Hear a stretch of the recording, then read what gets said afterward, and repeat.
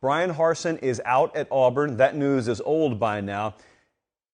How about I suggest to you this? This is going to be a little change up from what I've said about the Auburn job in the past. So let me grease the wheels with this. I think the most underrated job in America just opened up, and it is Auburn University.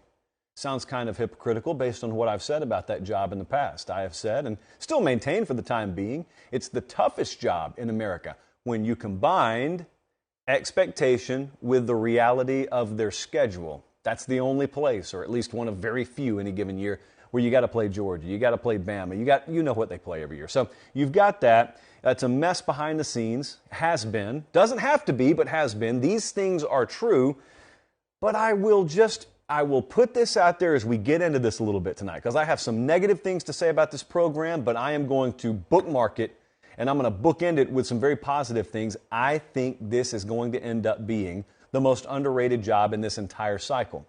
Everything's there, and I'm not leaving anything off the table. I don't think some of you realize how primed the Auburn job is to succeed. Everything's there. It's been a disaster as of late. It doesn't have to be that. So a lot of what has been at Auburn could be then. It doesn't have to be now in the future. There are many truths that we need to dissect, okay?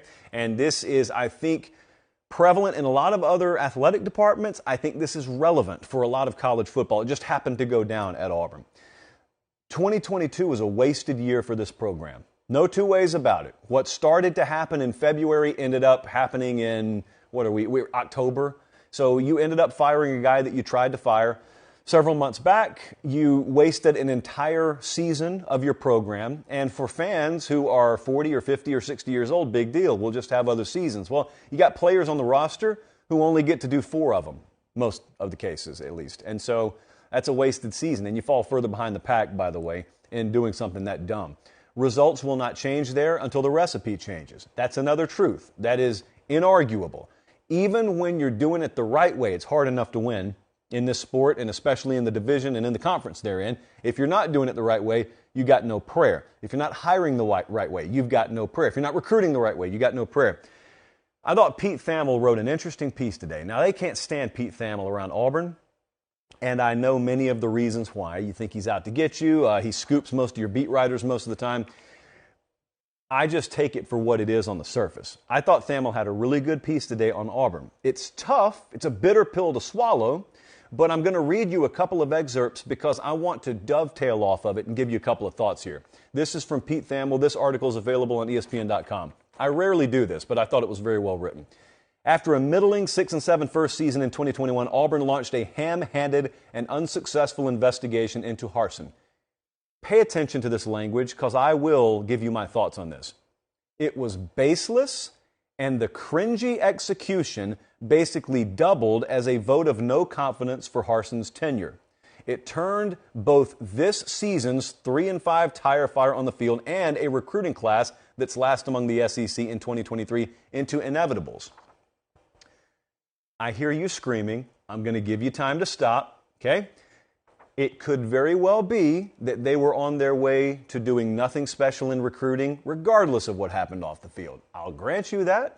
I'll also grant you there is no guarantee they would have been any better on the field this year than they were anyway if nothing happened off the field. Those things we can't prove, but you absolutely can have your opinion there. The biggest discrepancy behind the scenes around the Auburn program right now, the biggest discrepancy with some of the local beat down there and the fan base as opposed to the national perspective is what the basis of that investigation over the winter into Bryan Harsin was because of. And the national perspective, the 50,000-foot perspective was, well, they alleged impropriety and they set him up and they allowed a social media scandal that was based in nothingness to flourish so they could dive into whatever they could try and find to oust him. And then the closer you get to the situation, you find that no, there's a prevalent belief around Auburn that that investigation and the attempted ouster of Bryan Harsin was not so much based in internet rumors as it was in speculation and allegations from players about mistreatment. This is where I start to have a little problem. I've seen some of the local folks down there go after some of the national types who have suggested Bryan Harsin kind of got mistreated. He got handled poorly here. I happen to believe he did get handled poorly. Now, two things could be true. You absolutely could be holding in your hand allegations from anonymous players about mistreatment. I don't doubt for a second, based on the way Harsin handles his business, that there are some players down there that felt mistreated, that there may be some players who were dealt some tough coaching and some tough love, and that may be the extent of it, by the way, and they felt as though they were victims of verbal abuse, etc. Now, here's what I don't know. I don't know the exact details. Here's what I would encourage you to do, though. If you have details, don't just throw them at folks when they suggest the guy was done wrong. Don't hide behind that anonymity, because he's gone now. You got nothing to hide. So if you have details, if you have specific details and specific evidence that Bryan Harsin was guilty of verbal abuse, we're talking about that extends beyond bylaws that you're allowed to operate your program under, to be clear. If you have specific evidence that he was guilty of player abuse or mistreatment, I'd love to hear it, and I would change my tune in a heartbeat.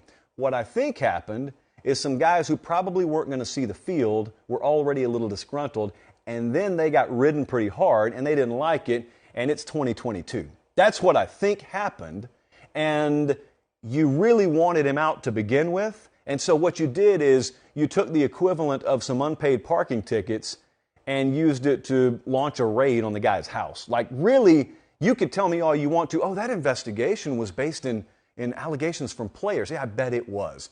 Here's what I also bet. I never would have heard a word about it had he gone 11-1 last year. And I never would have had a single player come to the forefront if he went 11-1 using the exact same tactics he uses.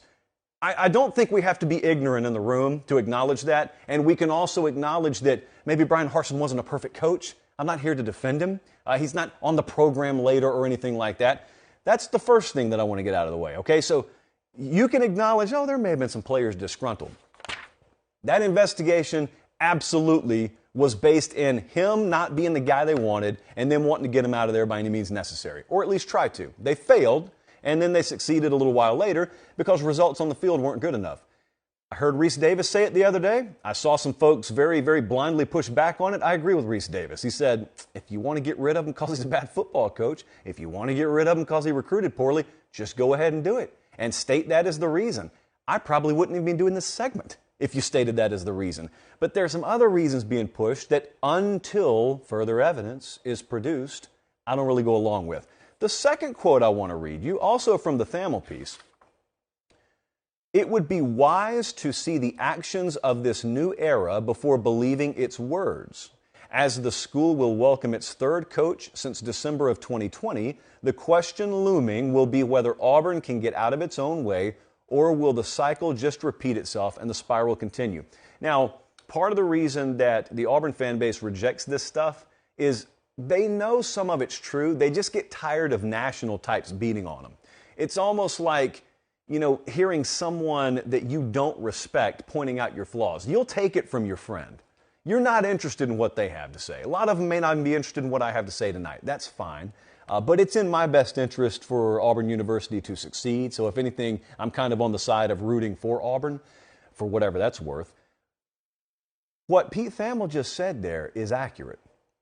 There's a lot of talk right now with John Cohen, the new AD coming in there by way of Mississippi State. There's a lot of talk about a fresh start, a clean initiative, and the very encouraging language around his hiring has been he's going to be given autonomy to run his own athletic department. That's wonderful. That's exactly what the doctor ordered. Those are also words. And so what a lot of people have said, and I will echo in this case because I agree with him, is it would be very wise to let that play out. And if you start to see Mr. Cohen independently running an athletic department over there, well, first off, it would be for one of the first times in my lifetime or your lifetime. And secondly, you would be on the precipice of unlocking what I think is the most underrated job in America. Because if he, John Cohen, hires his own football coach and he gets it right, this is a gold mine. The Auburn football job is a gold mine right now. They are massively upgrading their facilities as we speak. That's happening. So whoever gets that job is going to inherit that without having to pull a single lever or touch a single button. A schedule shift is coming in this conference. And I don't know when, and I don't know exactly what it's going to look like. They're not going to have to tote disproportionately the toughest schedule in the conference or one of every single season. I think they're going to get some help there. The Saban run is got to be on the back end, doesn't it? It's got to end sometime. They've got an NIL war chest built up They are ready to go. They're ready to play the NIL game, and I think they're ready to be a huge player in the transfer portal. As soon as that place is attractive enough for players who want to contend for championships to go to, they could be in a couple of years what Tennessee is right now. There's nothing standing in the way except Auburn. There's never been anything standing in the way except Auburn. So I'm sitting here wondering, like everyone else, are those words true? Will actions back up those words? If they do, you'll see Auburn explode. And I don't know if it's going to be Kiffin. I don't know if it's going to be Hugh Freeze. I don't know if they'll take a chance on Deion Sanders. My personal belief is they could win with any of a number of these guys if they are given full autonomy and if the alignment, that's a word that's being used a lot around Auburn right now. Harsin put it in his outgoing statement today. If the alignment is there.